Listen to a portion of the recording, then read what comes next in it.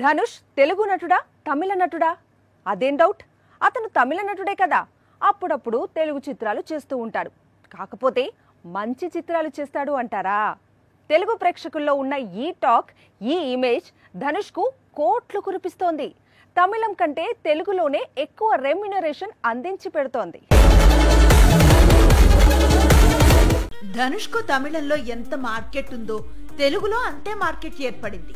Sir, Kubera చిత్రాలు ఇందుకు simple examples. మరోవైపు తమిళంలో ధనుష్ నటించిన చిత్రాలకు తెలుగునాట మంచి ఆదరణ ఉంటుంది. అందుకే వరుసగా బైలింగువల్ మూవీస్ చేస్తున్నాడు ఈ తమిళ హీరో. తెలుగులో ధనుష్ నటిస్తున్న చిత్రాలు సరాసరి 100 కోట్లు రాబడుతూ ఉండటంతో ఇటీవలి టాలీవుడ్ నుంచి కాలీవుడ్ వరకు వెళ్లి ధనుష్ ను కలిసి కథలు వినిపిస్తున్న దర్శకులు, నిర్మాతల సంఖ్య పెరుగుతోంది. అయితే అలా కలుస్తున్న వారికి బిగ్ షాక్ ఇస్తున్నాడు ధనుష్. తమిళ చిత్రాలకు ధనుష్ 35 కోట్ల నుంచి 40 కోట్ల రెమ్యూనరేషన్ తీసుకుంటున్నాడు. అదే తెలుగు చిత్రానికి మాత్రం 50 కోట్లు డిమాండ్ చేస్తున్నాడట. అదేంటంటే తనకున్న సక్సెస్ రేట్, అంది వస్తున్న కలెక్షన్స్, తమిళంలో కూడా ఉన్న క్రేజ్ రీజన్ గా చెప్తున్నాడట. దీంతో నిర్మాతలు ఆలోచనలో పడుతున్నారు.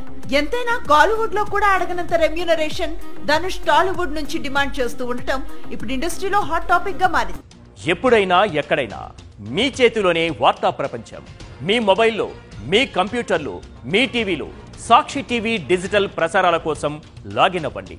www.youtube.com/సాక్షి టీవీ. సబ్స్క్రైబ్ సాక్షి టీవీ యూట్యూబ్ ఛానల్.